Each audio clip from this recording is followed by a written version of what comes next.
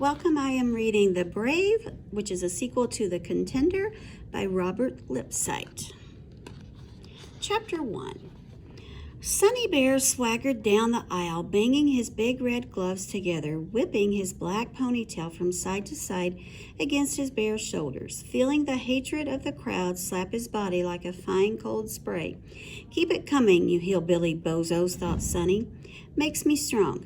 He vaulted into the ring, a sudden move that surprised the crowd. No one expected a heavyweight so quick. He raised his fist above his head. "Brookline to the office, please. Brookline, please come to the office." The crowd stomped and hooted. Someone shouted, "Gonna need a Tommy Hawk tonight, Injun," and the bozos laughed. He felt the monster stir in his chest. The hometown fighter was already in the ring, a big farm boy with curly yellow fur growing over his chest and back. He flexed his lumpy biceps and glared at Sonny. The crowd cheered. The farm boy was Sonny's height, 6'1", but he looked 50 pounds heavier. Not all of it was fat. He was older, too, at least 19. Sonny glared back. The crowd booed. Jake pulled him back into his corner and pushed him down on his stool. "Here to win, not make 'em mad." His dry old fingers massaged Sonny's neck. Sonny checked the crowd. What do you expect at a Friday night smoker in a mountain town? A couple hundred white guys on folding chairs, sucking on beer cans and talking big.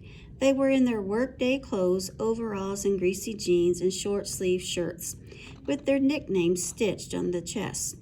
The big mouse who liked to give Indians a tough time in hardware stores and gas stations, thought Sonny. If I wasn't wearing gloves, I'd give them the finger. The monster was hot in his throat. Furry farm boy's going to taste some Tommy Hawk tonight. The overhead fluorescent lights blinked off. Spotlights blazed down on the ring.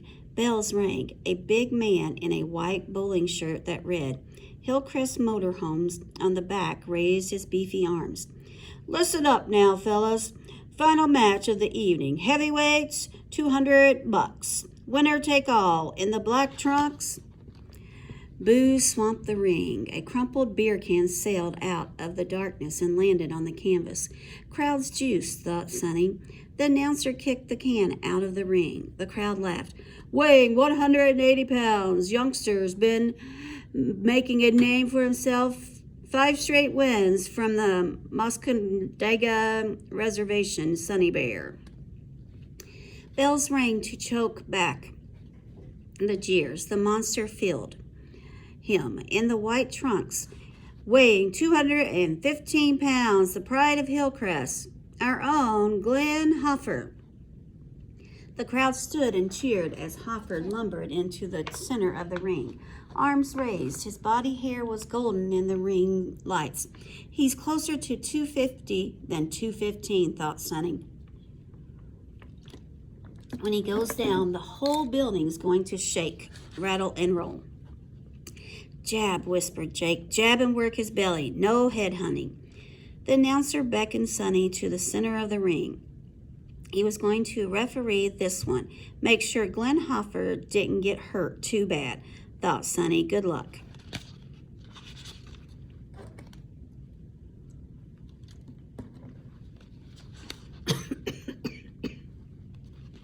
Five rounds. Anyone gets knocked down twice in one round, it's over. Got that? When they both nodded, he looked directly at Sonny. "No kicking, boy. No gouging, biting, butting, hitting below the belt. None of that reservation stuff." The ref turned to Hoffer after a knockdown. "Glenn, go right to a neutral corner so as I can start the count." Back in his corner, just before the bell, Sonny swigged water from Jake's taped bottle and spat it into the bucket. He opened his mouth so Jake could slip in the plastic guard. Jake pushed his dark, wrinkled face close. "Careful, Sonny. Jab and belly." Between his feet was the overnight bag with Sonny's clothes. Good old great-uncle Jake, he thought, ready for a fast getaway. The bell rang. "No head hunting," yelled Jake. "Bust that pale face," ordered the monster. Sonny sprang out and fired the left hook at Hoffer's head before the farm boy got his hands up. Bingo! Hoffer's legs kicked out, and he crashed to the deck. He sat on the canvas, an amazed expression on his big, dumb face. Sonny's laugh woke him up. Hoffer rolled over on his hands and knees. Clumsily, he pushed himself back up to his feet. The referee jumped between them and wiped Hoffer's gloves off on his shirt. Sonny couldn't hear what he said to Hoffer. The farm boy's cheek was bright red where the hook had landed. There was a drop of blood in one nostril. He raised his gloves to his heaving chest and marched towards Sonny, eyes narrowed, lips tight. He never expected another hook to the same spot. This one turned him around. He staggered into the ropes and fell to his knees. Only his knees, snagged on the middle rope, kept him up. He hung there like a side of beef. Sonny strode to a neutral corner. Second knockdown. It's over. Easy payday. The referee helped Hoffer up. That was only a slip, he said, not a knockdown. The monster snickered. What do you expect, Redskin? A fair fight? Sonny watched Hoffer lurch toward him, carried along on a chanting chorus. Glenn, Glenn, Glenn. His eyes glazed and his lips slack. He's out on his feet. One more good shot and he's gone. There's no way they can rob this fight. Jab and belly, Jake yelled. Don't you let him come close. Sonny dug in and let Hoffer come close, into range to catch the full impact of the final punch. A short left hook that would bust that pale white face like a rotten cantaloupe. Bust all those pale faces, bury the tomahawk in every one of them. Come on, farmer, I'm going to plant you now. He unleashed the hook. It never landed. Sonny felt the uppercut graze his thigh before he slammed into his groin and lifted him off his feet. He fell forward into Hoffer, his legs rubbery. He was swimming into a damp, hairy wall. He couldn't focus.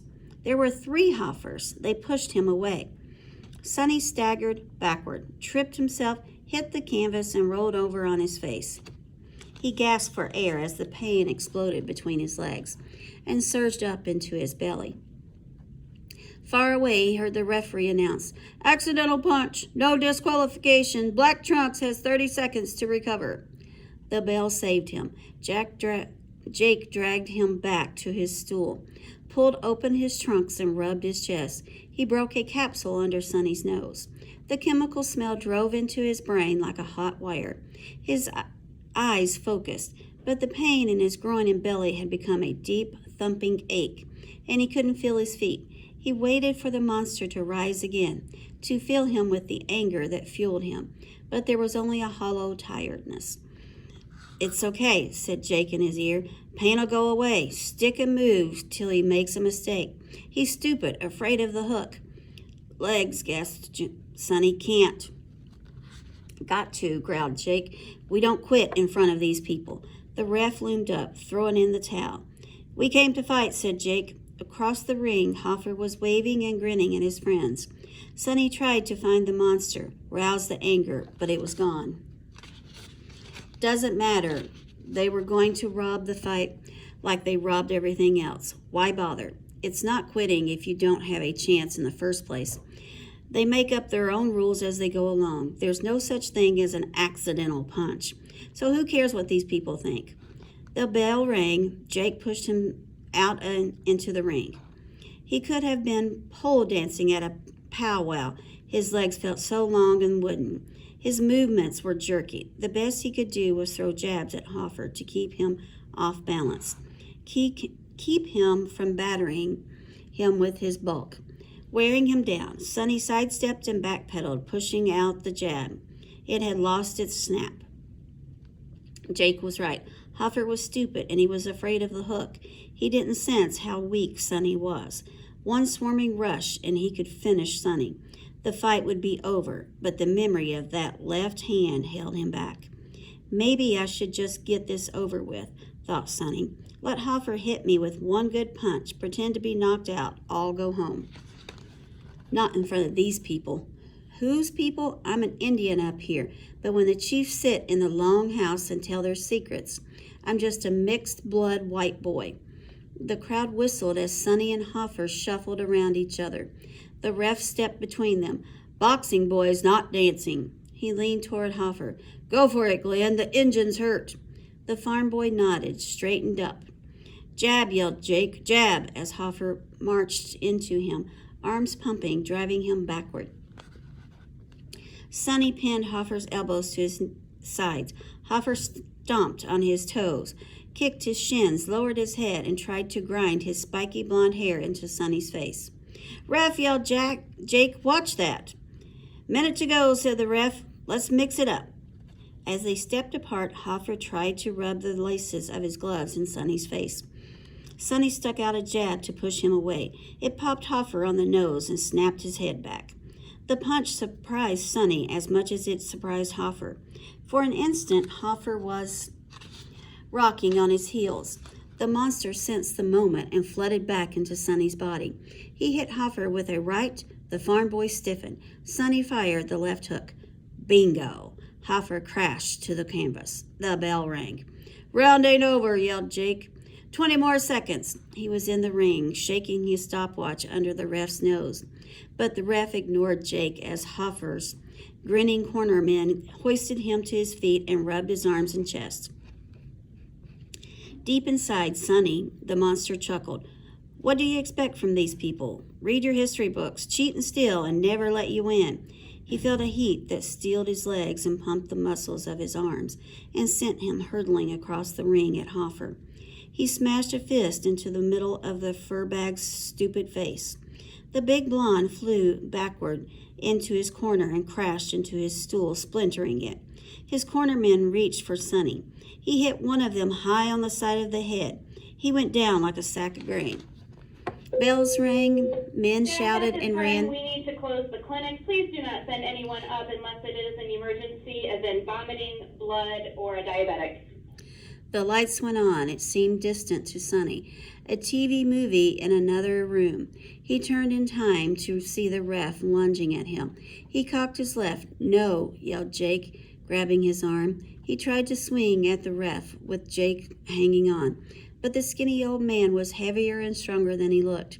White hands were reaching for him. A beer can pounced off his shoulder. Men were leaning into the ring trying to hit him. Jake pushed him through the ropes. Sonny tumbled off the apron to the wooden floor of the lodge hall. Jake pulled him up by the seat of his trunks and shoved him through the ground. A man in overalls blocked their way. Jake swatted him aside with the overnight bag. They pushed and kicked through the milling bodies to the outside door and burst out of the building into a warm night that fell on Sonny's sweat-slicked body like a cold sheet. They ran through the parking lot and scrambled up into the cab of Jake's tow truck. Men were pounding on the doors as Sonny twisted the ignition key and started kicking the gas pedal. Jake reached into the dashboard through a tangle of old radio wires and pulled out his ancient Colt 45. The tow truck roared into life and the mob scattered as Sonny burned rubber out to the road. Halfway down the mountain, the road forked left and right. Which way? Asked Sonny. Don't matter, mumbled Jake. Both go all the way down. Should have won that fight, Sonny. They robbed me. Robbed yourself, said Jake. He shoved the revolver back into the dashboard. Didn't win, didn't get your money. Worst of all, you gave them a chance to call us a bunch of savages who can't follow the rules. They didn't follow the rules, said Sonny. They ain't our teachers. We're our teachers. He looked at Sonny. You let the bad spirit take over. Bad spirit, the monster roused. I'm sick of your dumb Indian talk. He was sorry he said it before it was out. You got no control. For what? For yourself, for your people. Jake's voice was sad. You the last one with the blood of the running braves. You live on fairy tales. Jake's mouth snapped shut. Sonny knew he wouldn't talk any more tonight. It's okay, old man, thought Sonny. There's nothing more to say. I know what I've got to do now.